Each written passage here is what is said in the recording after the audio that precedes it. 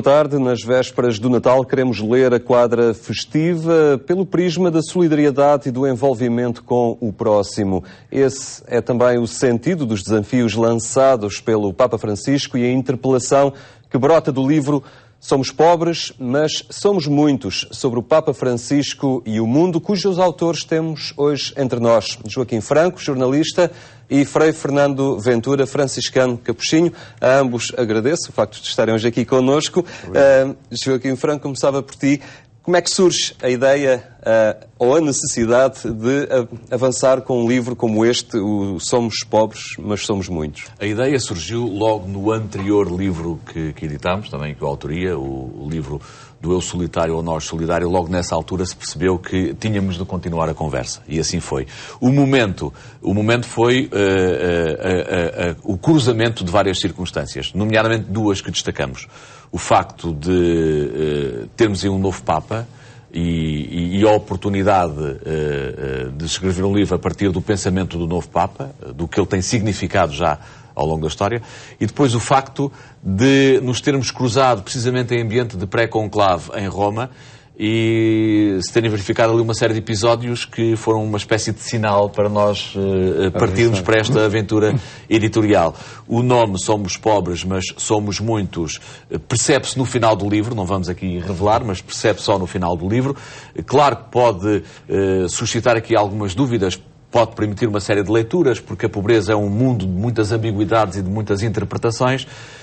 Eu dava uma pista: mais do que se concentrarem na primeira parte do título, que é o Somos Pobres, apesar de toda a riqueza, passa a expressão, que significa o termo pobreza, e já falámos em riqueza, quando se fala de pobreza pode ser ambíguo, mas mais do que nos centrarmos na primeira parte do título do Somos Pobres, centremos-nos na última parte, o Somos Muitos, e é por aí que poderá perceber-se ou ter-se uma pista de leitura para esta conversa.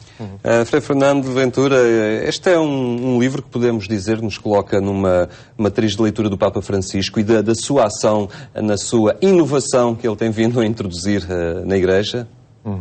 Vem precisamente por aí, e é por aí que nós decidimos avançar com esta aventura, segunda aventura de escrita. Sem querermos parecer pedantes nisto que dizemos, o nosso último livro falava deste Papa. Eu entreguei-lhe uma cópia deste livro e do outro há poucos dias atrás, no Vaticano. Sem querermos, nós fomos precursores de muito daquilo que o Papa Francisco tem trazido, em termos de mensagem, de gestos, em termos disto que era um dos chavões quase do nosso último livro, desta urgência para a Igreja e para o mundo, de passarmos todos da lógica do poder à lógica do serviço.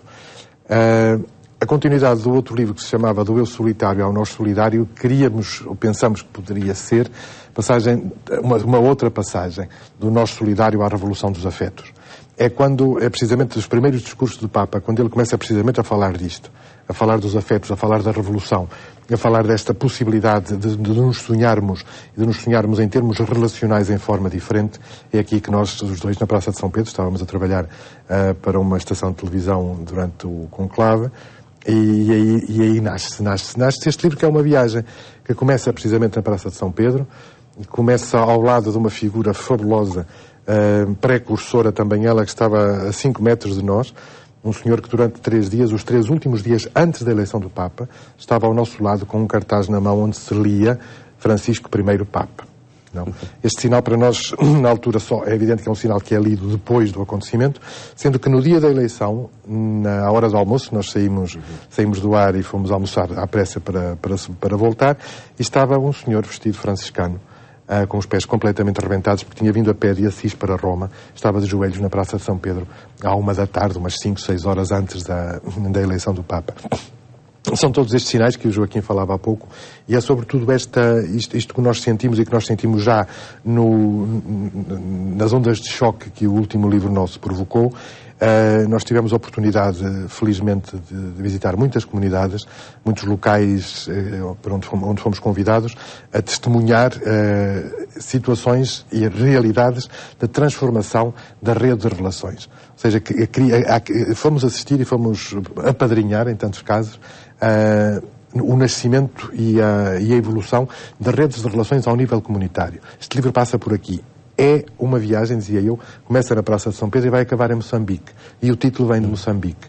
O título vem deste outro lado do mundo, sendo que todo o mundo está à espera desta possibilidade de nos sonharmos de forma diferente e de nos construirmos enquanto sociedade de rede de relações de forma diferente também. Quem vê hoje o Papa na Praça de São Pedro vê o tempo que ele gasta, entre aspas, até chegar lá acima, nas suas audiências gerais, e percorre... há um grande sublinhar desta aproximação às pessoas, não apenas no gesto, mas também na sua palavra, não é? Na forma como ele fala. Neste vosso livro há também este sublinhar da proximidade, do envolvimento com o outro, a tal rede de relações... tão necessária num mundo em que cada um se foi fechando na sua bolha de individualismo. Este homem corresponde a uma expectativa e funciona quase como uma conjugação de fatores que fazem com que ele surja no tempo certo. Curiosamente, no dia em que ele foi eleito, cruzei-me com um padre argentino que trabalhou com ele na Vila Miséria, em Buenos Aires, e que me dizia: este homem chega atrasado uns anos, porque a expectativa dele era que ele tivesse sido eleito quando foi eleito o Papa Ratzinger. Mas com mais 6, 7 anos, menos 6, 7 anos, é um homem que se coloca no tempo. Há uma série de contextos que fazem com que ele seja o homem certo, o homem certo, no tempo certo. E corresponde também a uma expectativa que se foi criando na Igreja e uma expectativa que ultrapassa a própria Igreja, uma expectativa do mundo. Porque a linguagem... e a simplicidade e o pensamento do Papa Bergoglio corresponde a muito do que é a expectativa atualmente. E isto é fantástico, porque são raras as oportunidades em que nós vemos vultos a surgirem no tempo certo, com a linguagem certa. Falar-se da expectativa de um homem é muito interessante, porque hoje há quem diga também que este é um homem que foi escolhido pensando no marketing da Igreja. Eu não sei se este é um homem preocupado com o marketing da Igreja, mas é um homem que coloca-se no tempo certo e com a linguagem adequada, correspondendo a essa expectativa. Obviamente, quando o Papa fala em pobreza e nos pobres, hoje, facilmente, sobretudo na Europa, facilmente nos identificamos com essa linguagem. Mas este homem tem um contexto quando fala de pobreza. E o contexto de pobreza dele não é propriamente aquele que se vive atualmente na Europa. É toda uma vida que foi vivida a partir, precisamente, dessas periferias. E quando ele nasce na Europa, com o discurso das periferias, parece-nos surpreendentemente atual e no tempo. E esse é outro dado interessante. O que mais me surpreende em Francisco é ele ter esta capacidade de surpreender com uma coisa que é verdadeiramente simples, com uma mensagem que é verdadeiramente simples, também evangélica, também o é, mas corresponde a essa expectativa que a Europa tem neste momento. Portanto, surge como alguém capaz de fazer uma ponte entre a plataforma religiosa que representa, que é a Igreja, com o seu contexto cultural que é muito importante na Europa, e o mundo da economia, o mundo da política, o mundo do debate intelectual ao mais alto nível, que também carecia desta simplicidade de linguagem. Fala-se muitas vezes aí com gente do pensamento que também se revela surpreendida com este homem e que destaca aspectos deste homem que verdadeiramente não trazem grande originalidade, a não ser o facto de ser o homem que é e dizer de forma muito simples aquilo que diz neste momento concreto da história. Repito, é muito difícil nós irmos atrás e vermos gente, são raras as ocasiões em que temos gente que consegue reunir estas características. Frei Fernando Ventura, este Papa está a tocar fora da Igreja, com a mesma eficácia que tocará dentro da Igreja? Faço-lhe esta pergunta, e já pensando numa Igreja que são todos os crentes, obviamente, mas também naquela parte da Igreja mais institucional. Há uma parte da Igreja que não aceita este Papa e não é preciso estar a esconder o sol com a peneira.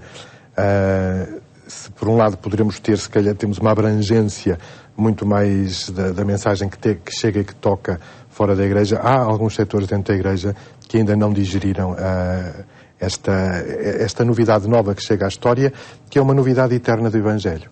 Estamos a celebrar Natal, estamos a celebrar um Deus que se converte à história. Nós tivemos um discurso durante muito tempo da história necessitada de se converter a nós. Por isso ficamos a falar sozinhos. Por isso é que não há paciência para nos aturarem. Se alguma coisa acontece em Belém, isto é importante dizer isto nesta quadra, nós ouvimos homilias de fogo contra os belenenses, não contra os habitantes de Belém, nada contra os do Belenenses Futebol Clube. De rejeição de Jesus que chega à história, etc. É um disparate completo. O que é que os habitantes de Belém, considerando que Jesus nasceu em Belém, deixamos de lado outras discussões possíveis. O que é que os habitantes da cidade sabem daquela senhora grávida que chega acompanhada pelo marido? Não sabem nada. Não há rejeição de Jesus. O que ali acontece é outra coisa.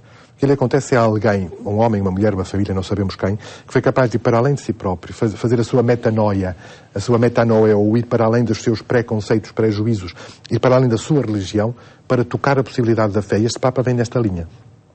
É, neste ano da fé, a urgência de passar da religião à fé. A urgência de passar da religião que mata na sua estrutura anquilosada e estática que não se pode mover porque senão parte, a uma lógica de fé, é uma lógica relacional. Aquilo que a encarnação em Belém significa é este alguém, não sabemos quem, que abre o seu possível a Deus que chega e Deus que chega ao possível da nossa história.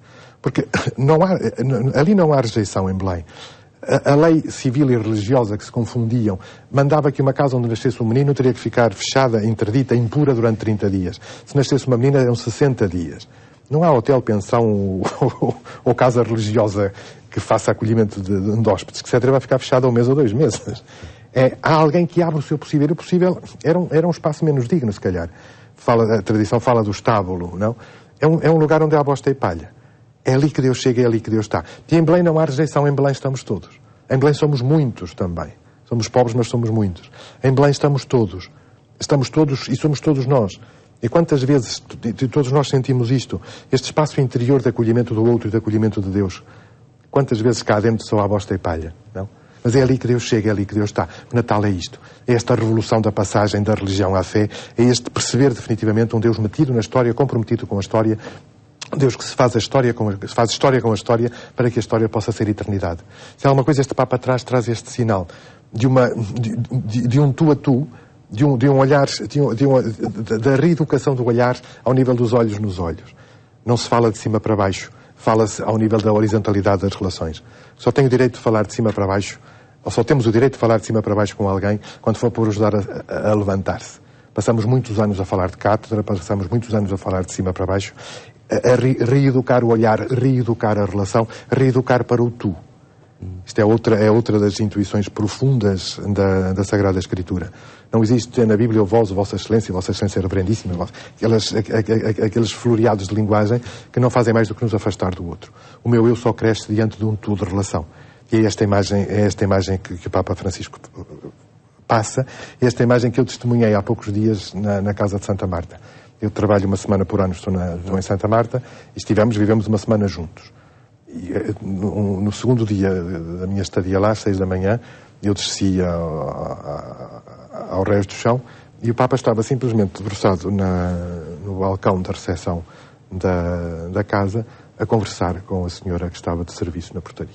Ainda por cima estava a chorar, a senhora estava-lhe a contar alguma coisa muito íntima dela. É esta igreja debruçada para ouvir, esta igreja debruçada para acolher as lágrimas, é este ícone que eu guardo desta semana que passei com o Papa Francisco em Roma. É este ícone desta igreja, e é esta igreja que eu quero. Joaquim, esta igreja mais autêntica, mais preocupada com o outro, a consciência de sermos muitos, é algo que também começa a brotar numa própria sociedade, nesta nossa europeia, onde as seguranças começam a revelar-se frágeis, já não são o que eram há uns tempos atrás, tudo parece muito a prazo e as pessoas de repente deram-se conta que não vivem num castelo de autossuficiência, se calhar precisam dos outros. Por inerência de profissão, estás em confronto diário com N situações motivadas pelo contexto que habitamos, que vivemos. da economia ou da sociedade mais instável. Percebes esta consciência coletiva a ganhar solidez? Esta consciência que falavas há pouco do que realmente somos muitos, que as pessoas começam a perceber que realmente somos muitos. Nós andamos a refletir um pouco sobre isso no livro, quando falamos nessa possível consciência global já desta maneira de ver o outro. Esta perspectiva, da qual se vai vendo que o Papa Francisco é também uma testemunha, esta ideia de se olhar para o outro, primeiro como pessoa, antes da sua condição de ser. Sendo que, obviamente, uma pessoa é também a sua condição de ser, mas antes da própria condição de ser, há um indivíduo ali. À luz da fé, é um indivíduo que é amado por Deus, não é? Antes mesmo da sua condição de ser. E nós vivemos, construímos um mundo, em virtude da globalização mediática, construímos um mundo que alimenta preconceitos e que alimenta estereótipos. E que, mais do que aproximar, distancia por virtude precisamente por via precisamente desses estereótipos e desses preconceitos. Ora, vê-se um despertar para uma determinada realidade que, valorizando o indivíduo, não deixa de valorizar também o sentido comunitário. E este sentido da relação, de que só somos à medida que nos relacionamos com os outros. Das primaveras árabes que se calhar se vão transformar em outonos e em invernos, por se calhar não foram devidamente compreendidas e apoiadas pelos melhores canais, até às revoltas das ruas de São Paulo, até às manifestações da Europa, há de facto aqui uma consciência que nasce deste princípio de olhar o outro assente em modelos e em ética que aos poucos fomos desrespeitando. E isso também passou na linguagem mediática. E nós refletimos um pouco sobre isso. Até que ponto é que aquilo que estamos a ver, e lá está, o Papa Francisco encaixa neste tempo, aquilo que estamos a ver não é o despertar dessa consciência global de reclamação da justiça, de reclamação... A igualdade é um termo muito forte. Não vou usar, mas reclamação da justiça, no olhar o outro como uma pessoa, e a partir daí, quando olhamos o outro como uma pessoa antes da sua condição de ser, tudo muda. Quando olhamos o pobre a partir do olhar do próprio pobre, tudo muda. Mas lá está, o pobre aqui também tem uma grande ambiguidade à sua leitura. E, de facto, sentimos um pouco isso. E o livro também corresponde um pouco a essa expectativa, a essa necessidade de refletirmos que tempo é este que estamos a viver, em que convergem uma série de ideias e uma série de leituras para a sua própria interpretação. Olhar a ação deste Papa é de alguma forma... olhar um suplemento de energia, de esperança, de motivação para muitos cristãos que já andavam por aí de braços caídos, desanimados e pensar que viviam num ambiente pelo qual não valia a pena lutar? É sonhar a esperança e uma esperança colocada de novo no coração da história e de novo nas mãos da história.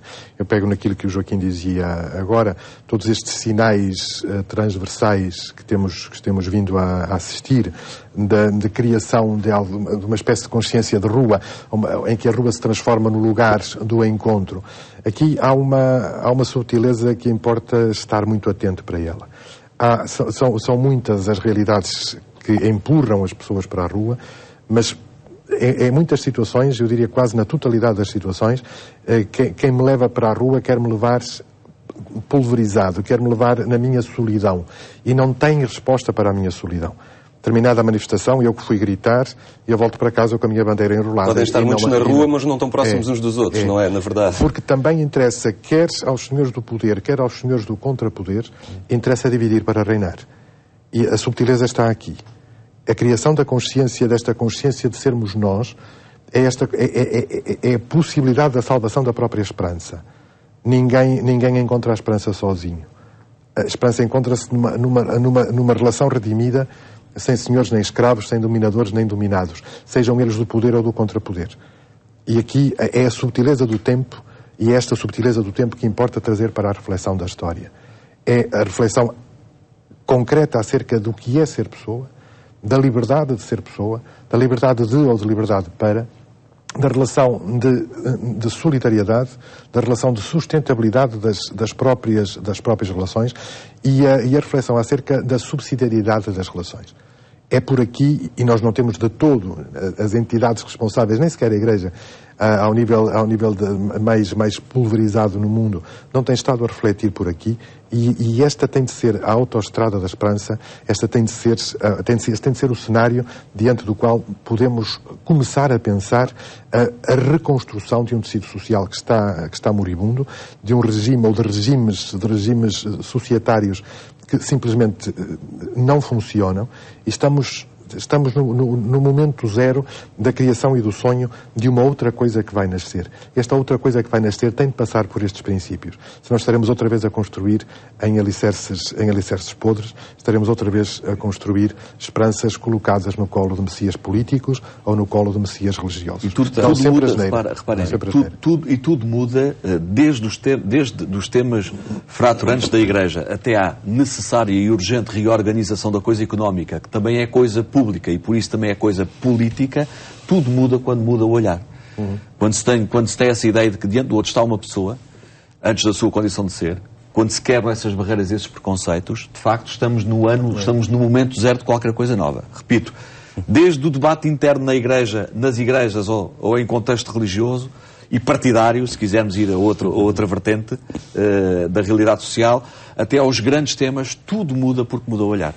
Estamos a chegar ao final do nosso tempo. Só uma questão relacionada com este livro. Parte das receitas deste livro terão um fim de um projeto de solidariedade, não é? Sim, o Banco de Leite de São Tomé e Príncipe. Mas isso eu passava aqui ao... O Banco de Leite, que é uma aventura que Fernando, tem 2 anos. Que é o grande... é outro destes sinais, deste sermos muitos e em conjunto podermos transformar a história. Em São Tomé temos este Banco de Leite a funcionar. Continuamos abertos à possibilidade de colaboração de leite em pó, por motivos de logística, leite de substituição de leite materno e farinhas lácteas. Bem venham e bem-vindas todas as ajudas que puderem chegar. Muito bem. Muito obrigado a ambos por terem estado hoje aqui connosco e nos terem ajudado a perceber, não apenas deste livro, mas isto é apenas um trampolim para chegarmos e tocarmos fundo a realidade que habitamos, também agora iluminada por esta nova luz que se chama Papa Francisco. Inshallah. Muito obrigado. Fica a proposta de um Natal em que a festa e a celebração se traduzam também em gestos solidários e por criarmos espaço dentro de nós para os apelos que os mais frágeis nos dirigem. Foi o programa Eclésia. Despedimos com votos de um santo e feliz Natal.